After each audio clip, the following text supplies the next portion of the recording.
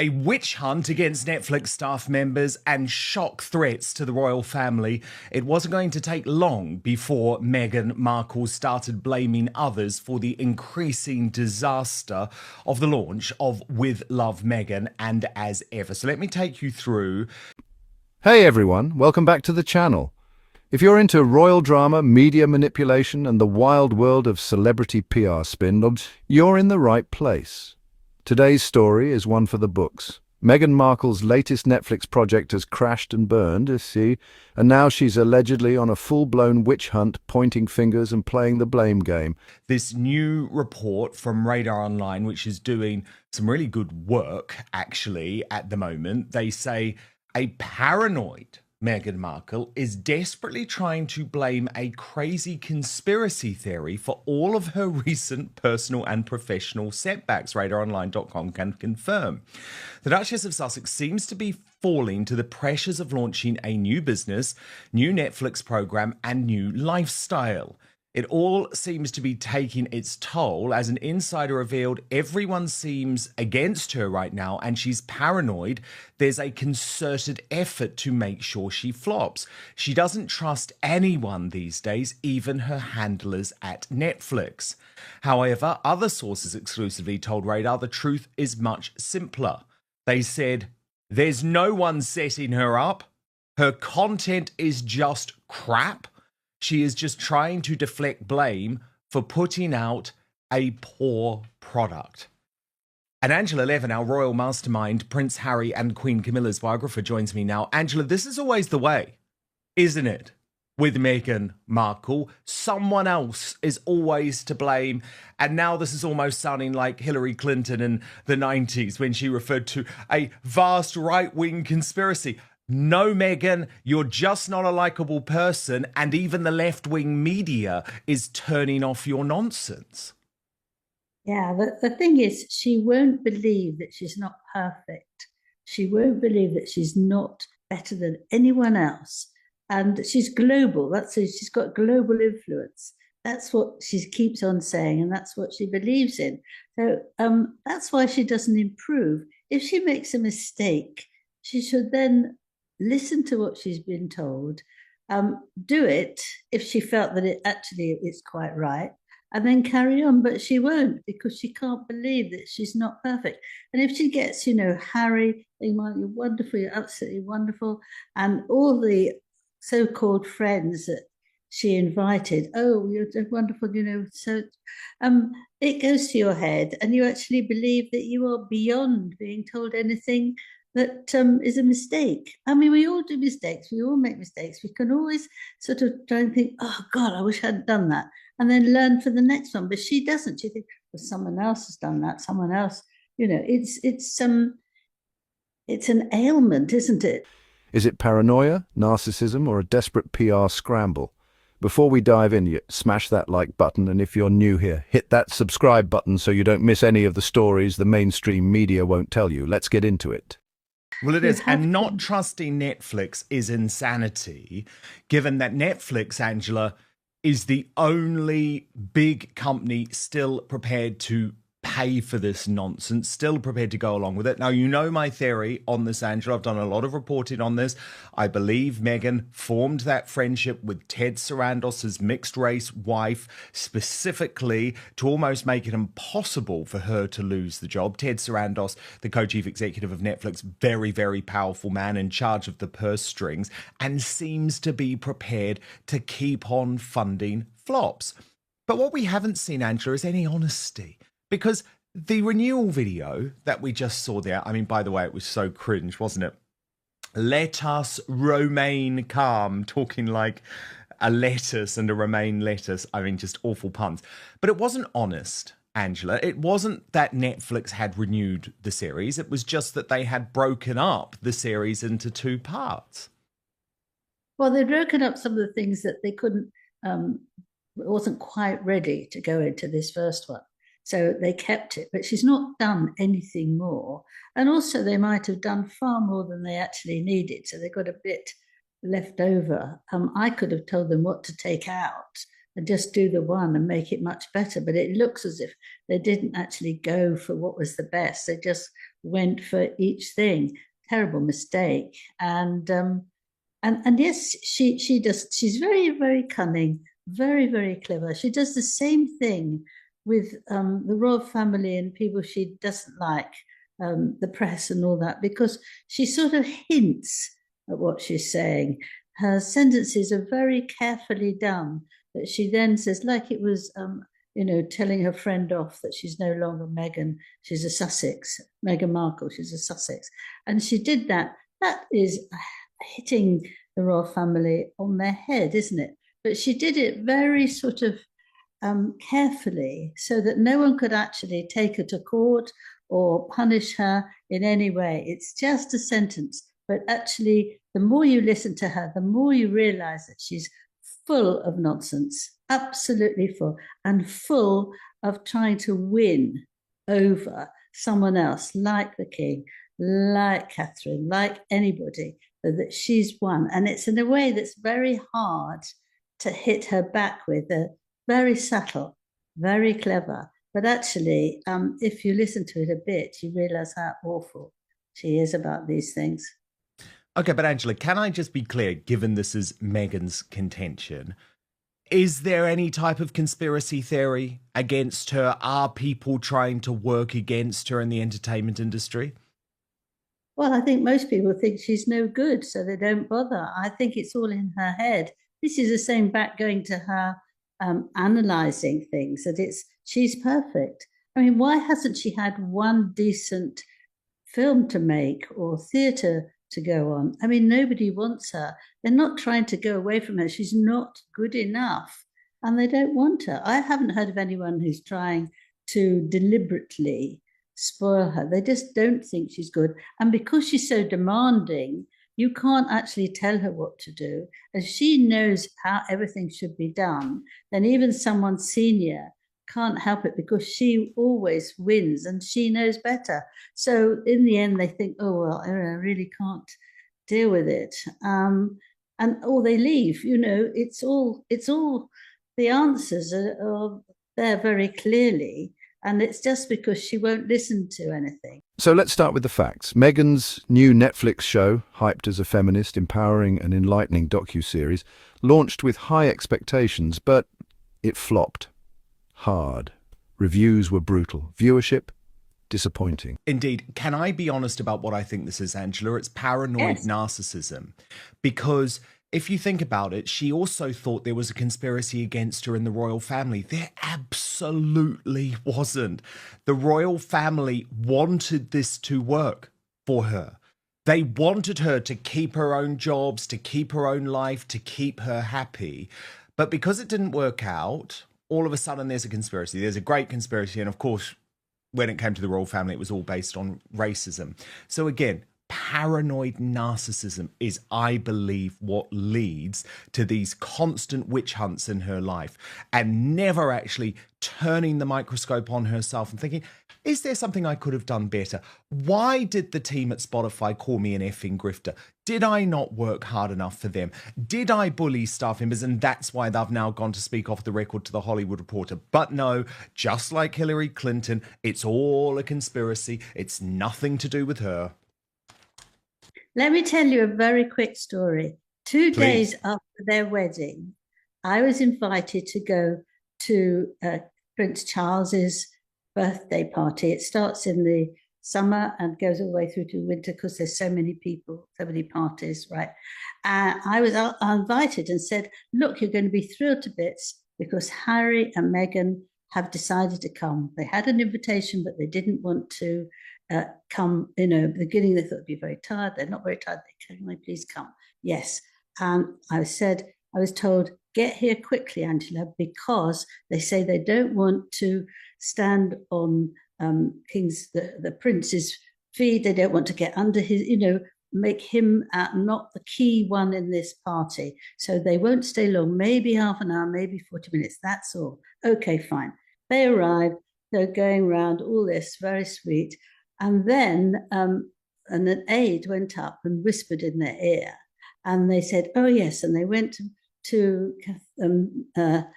King, kissed him. They went to Camilla, kissed her, and off they went. And that's what they've used as the first time that they were absolutely not wanted by the royal family. It was not true. And they've used that every year. That's it. That's the clothing she wore. And that's when they were going. They were thrilled that they came just for 30 minutes because they thought it was very kind of them because, you know, it was such an amazing day they'd had the day before. And they used that as they threw them out. They pushed them out. And I was standing right next to her, really, and she wasn't pushed out. Harry said, okay, we're off now, you know, have a lovely time. So there was a lie right in front of me. And that's what they've used to attack the royals ever since. Isn't that Did you know that one? astonishing? Isn't that astonishing?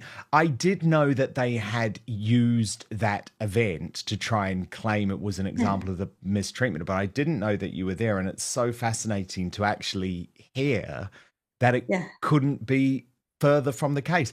And it's the same thing here because Meghan is so stupid cutting ties with the people at Netflix. They are probably the only people in Hollywood in her corner now. Angela, they actually are the people who want it to work. But of course, she doesn't trust them. Now, Angela, I want to move on to this post on International Women's Day. I mean, lots of people were saying, again, this is another example of narcissism because 3 out of the 4 photos that Meghan pictured were actually of herself anyway.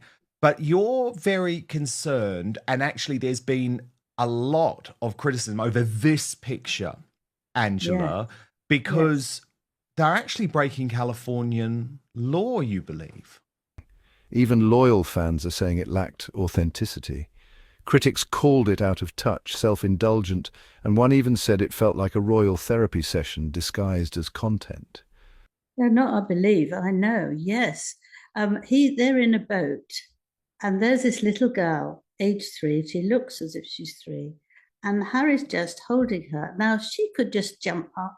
She could push him, and she could jump into the water, and she didn't have anything to protect her. And that's not allowed. Up to the age of 13, you have to wear, you know, proper things on you so that you are protected. And if you did fall in the water, you would just bounce. So they spend a load of time going around telling us what we can do, what we can't do, what we can go in an airplane, we can't listen to anything on social media. You know, they're telling us all what to do, but yet they're breaking the law themselves. And it's with a small child. Because no, a child can just jump at any time, get very excited. Oh, look, there's a fish, and, you know, stand up.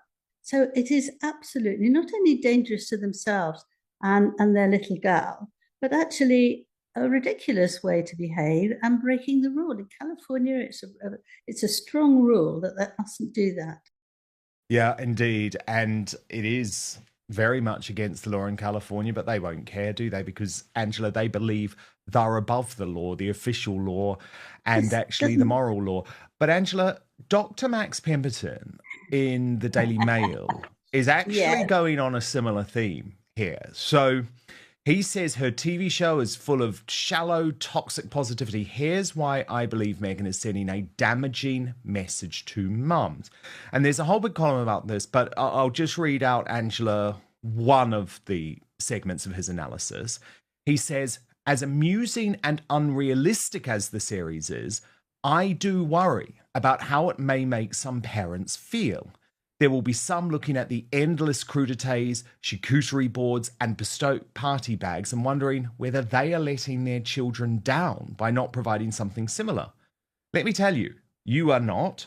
No child cares about this stuff. It's competitive and performative parenting, plain and simple.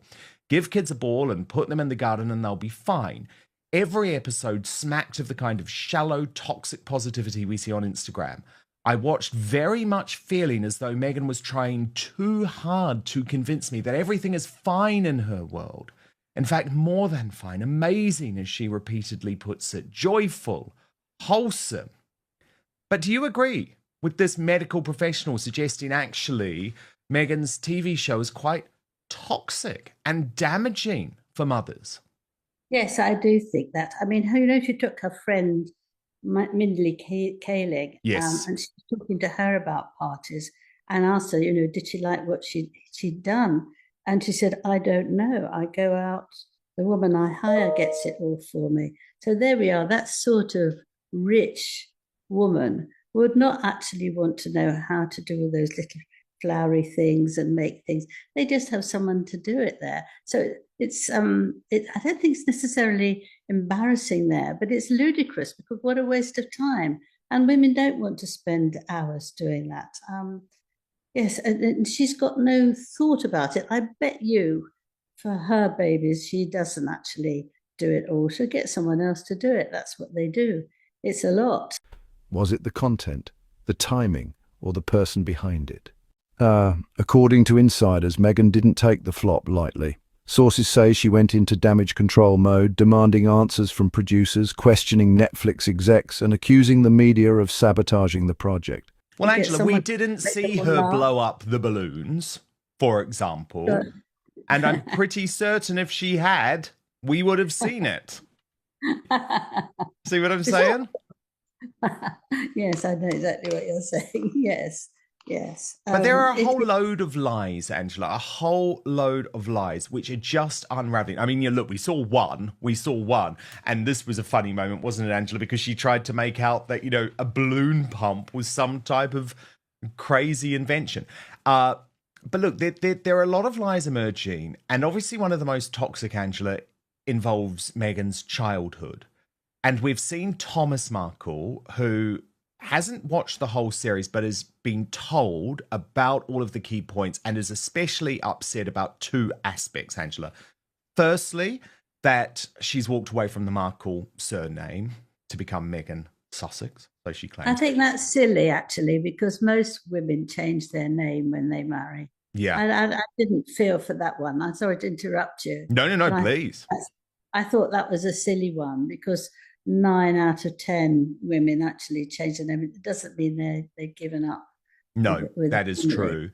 And then the second aspect that he's very upset by is this whole idea that she was a latchkey kid, that she was just eating like terrible food and takeaways and, trying to paint out her upbringing. And remember, for all of her teenage years, it was her father, Thomas, who was effectively the sole caregiver as Doria went and did her thing, so to speak.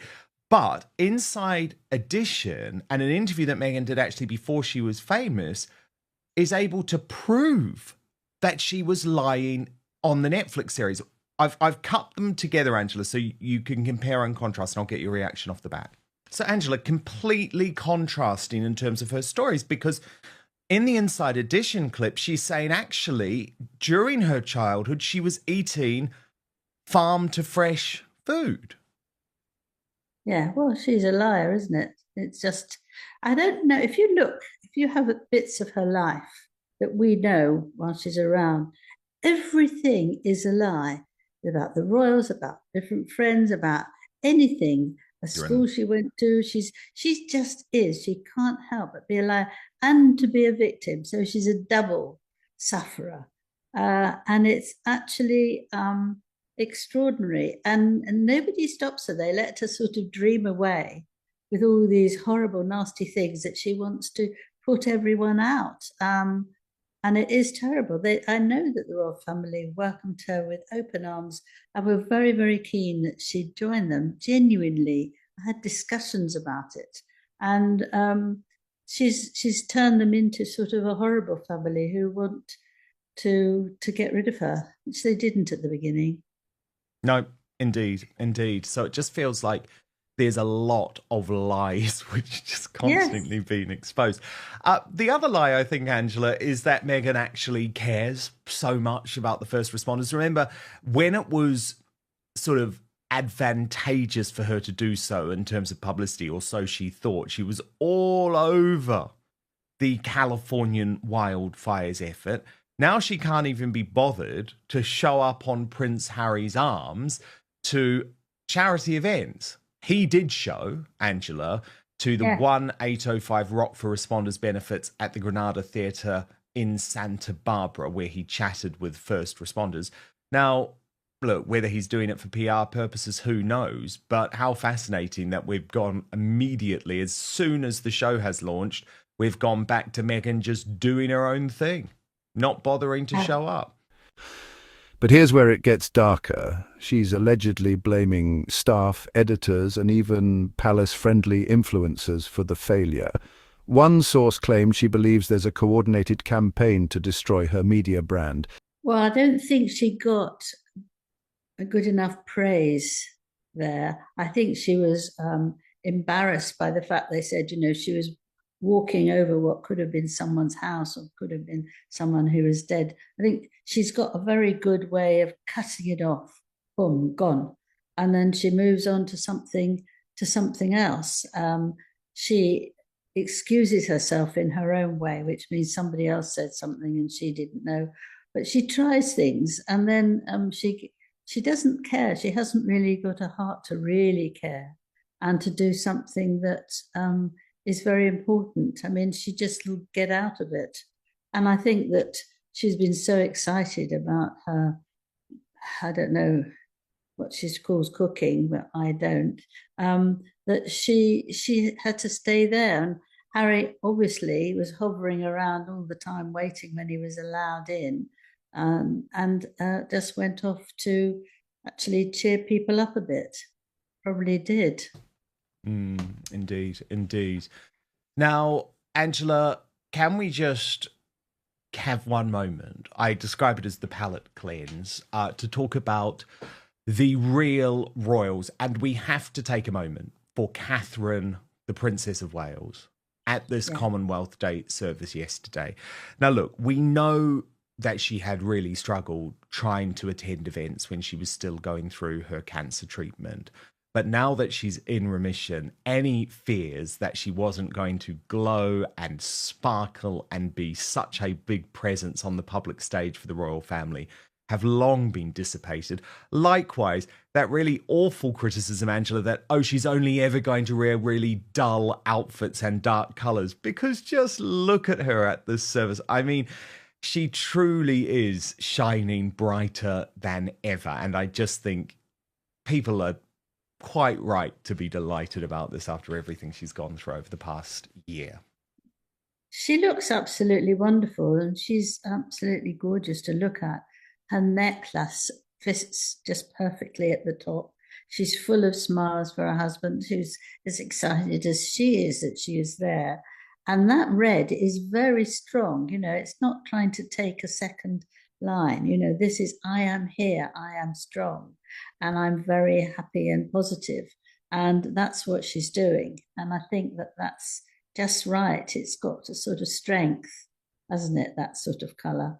Gorgeous colour. And Camilla in her pink was very sort of quiet and didn't want to make too much fuss. I think women are very careful about the colours that they wear. We saw that with Meghan, and I think that for Catherine it was very positive, and that's very, very nice.